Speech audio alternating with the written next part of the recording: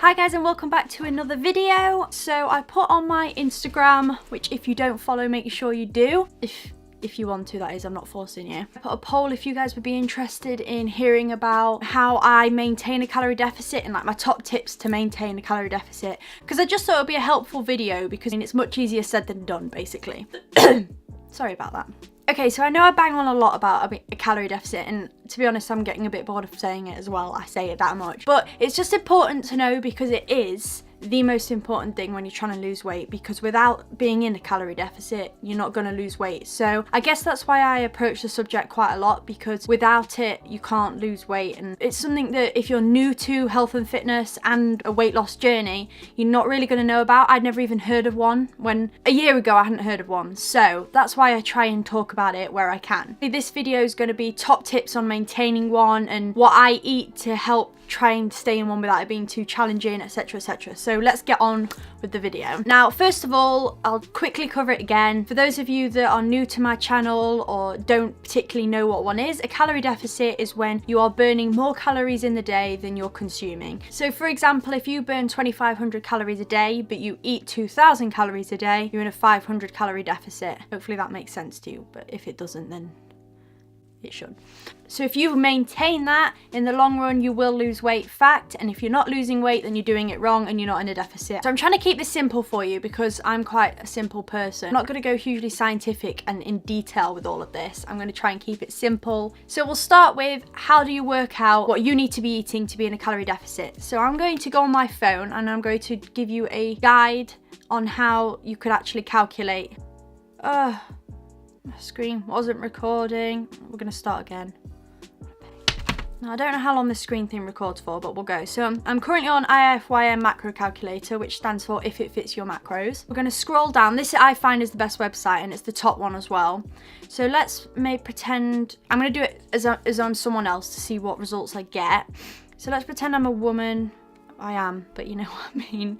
I'm 25, I'm not, but let's pretend. Height, let's call it 5'6". Current weight, let's say, is 145 pounds. Remember, I'm doing it for someone else. Goal weight, let's call it 135 pounds, which I think is a realistic target. I would never ever recommend that you go aggressive and agitated as the speed of losing weight. Speedy and sporadic, you're probably going to click if, say, you're going on holiday in a month or so. I would always go with steady and sustainable because it's so much easier to do it steadily. You don't end up falling back. If you try and lose weight really, really quick, honestly, it's going to be so hard. So if you can, go steady and sustainable. Right, my daily activity. Now, this is where you've really got to be truthful, okay? I would say I'm lightly active. Maybe some days I'm active or very active and other days I'm sedentary. So I'm going to go lightly active. So it's almost in between. So let's pretend that this person is lightly active, okay? So we're going to go across to strength training. I never put anything in the weightlifting category or the cardio category, only because I'm very hit and miss with the gym.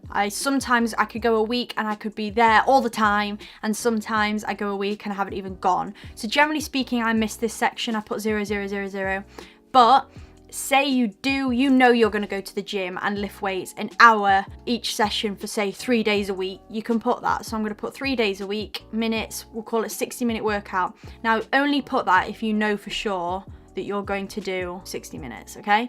Then we're going to go, say it's just a light workout. So we're going to keep it at light. And we're going to go to cardio. Now, let's just make out this person doesn't do any cardio, okay? So we'll skip that altogether. Now it asks for what, if you've got any medical conditions. Now I'm not sure what happens if you do put down that you have medical conditions, because I don't, so we'll go with none. Which is your closest to your current diet? Standard Western. Well, you know, if I'm doing it for someone, you can put vegan or vegetarian. Keep it at standard Western for the purpose of the video. And what do I crave the most? Let's pretend this person craves salt. I don't know. Last question, right? You do have to put your email down, so okay, give me my macros. Okay, so it's loading now. It's come up on the screen, as you can see, my macros. So in order to lose the weight and achieve the goal that I put down, I should be eating 1,656 calories, 123 grams of protein, 165 grams of carbs, and 56 grams of fat. You can try and stick to protein, carbs, and fats, which does help, but it's not always doable. But as long as you're in that calorie deficit, that's 1,656 calories, you're going to lose weight. So don't panic too much. There's this huge misconception that that carbs are really, really bad for you. They're not. I've already mentioned this. If you just eat a completely carb diet, if you're still in a calorie deficit, you're going to lose weight. So just don't fear carbs. I can't stand it when people go on these no carb diets. It's just, if they think that it's bread that's making them put on weight, then they're wrong. I get why people might not go on carbs because it bloats them and things like that, but if you're trying to lose weight, please don't skip out carbs. Honestly, it's so hard to maintain that. Okay, so that was just an example of how to find out what you need to be in a calorie deficit. They're really, really helpful websites, so go over and try them out. Honestly, they're brilliant. And then what I do is I put them into my Fitness Pal, which I've shown you before, and you can put those grams in and it works out the calories, which would be the 1600 calories, and it's just a fantastic way to track. So if you are going to work out what you need to be in a calorie deficit, then you're probably going to need to track your food, because it's hard to work out completely what you're eating in a day if you don't have the app. So let's actually get into what this video is about, and it's essentially just some top tips to help you guys maintain a calorie deficit. And it is difficult, especially if you're a huge eater like me. The less of an appetite you've got, the easier it is to be in a calorie deficit, and I guess that's pretty obvious anyway. For someone like me with a massive appetite, and when I say massive appetite, I mean it. Like, I'm not one of those people that says, oh, I've got a big appetite, and then 2 pizza slices down, I'm like, I'm done. I'm one of those that can eat the pizza. Like, seriously, I could eat the whole pizza. Being in a calorie deficit was harder for me because I love my food. I'm going to give you some top tips that helped me. So first of all, let's say this person needs to eat 1500 calories a day, just to make the maths easy. What you might do, if you're somebody that can just eat breakfast, lunch and dinner and not have any snacks, then it's quite easy to work out that try and make your breakfast say 500 calories, your lunch 500 calories and your dinner 500 calories. It's quite easy like that. Then you've eaten 1500 calories in the day, you're in a deficit, you're going to lose weight. If you're like me and you like to snack, then sometimes you might want to pick whatever your favorite meal of the day is. So for me, it's dinner. So I want to eat the most calories at dinner, I'd say. So I'm going to try and save most of my calories to the end of the day. And the way I do that is I'd have a smaller breakfast. So I might have a 200 calorie breakfast, and then I would have maybe a 200 calorie lunch, or call it 300. So we're at 500 calories already. So I've still got 1,000 more calories to go. So I know that I can probably add 200 to 300 calories of snacks, and then I've got roughly 700 or 800 calories for dinner or something after. So I like to do it that way. I sort of start small and then get bigger throughout the day. I think in my first video, I mentioned how I make breakfast my biggest meal of the day, and I used to. In the winter times, I like having a big dinner because it's dark and it's cozy. I don't know what I'm talking about.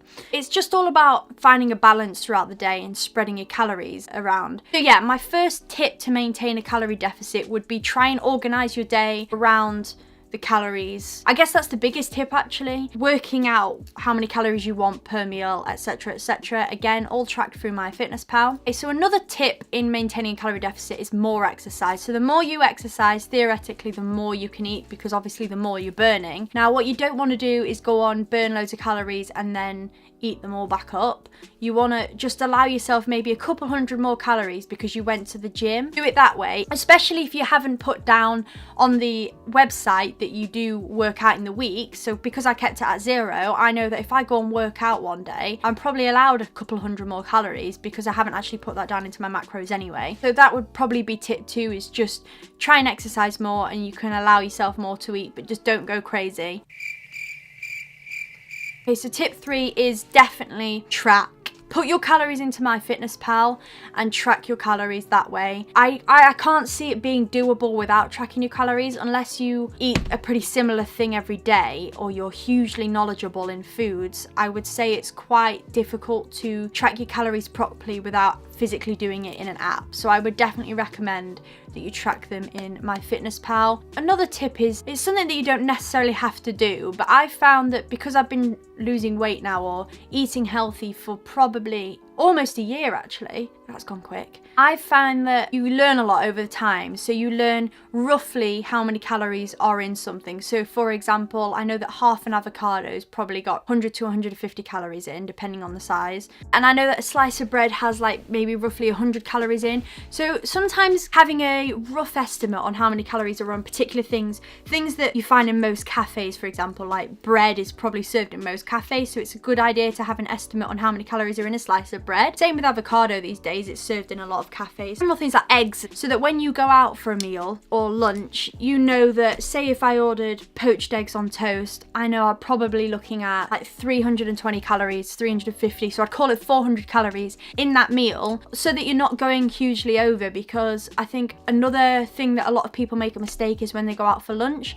they'll order a salad bowl, but that has avocado in it, and it's got croutons in it, and it's got eggs in it, and it's got bread, well, bread is croutons, and it's got meat in it, and things like that, which all add up. But you'll go home and think, oh, I just had a salad for lunch, it's probably roughly 200 calories, when actually it could have been quite easily a 700-800 calorie salad bowl. So again, that's just another tip, but I find that's a really helpful tip. Have a rough estimate on foods that you find on a day-to-day basis. There aren't a huge amount of tips I can give you on trying to maintain a calorie deficit. It's all about tracking is definitely the biggest one, and just being aware about what you're eating. But I guess the last thing that I could probably say is, some people do their calories by the day, which is how I do it, but some people like to do it by the end of the week.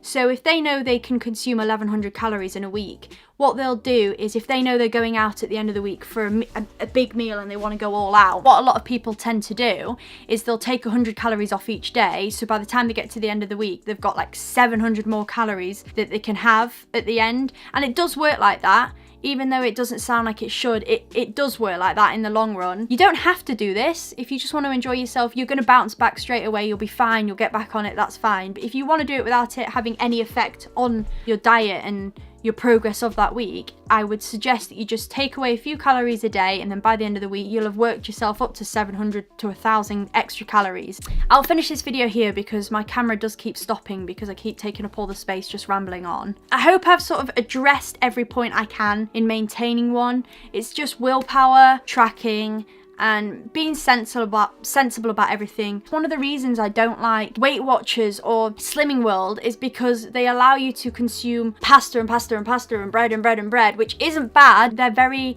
calorie dense foods, and I just don't understand it. Because they don't tell you to be in a calorie deficit. They just have particular foods you can't eat. And if you're not in a calorie deficit, you won't lose weight. Fact. So take my advice on board. I hope this video has been of some help to you.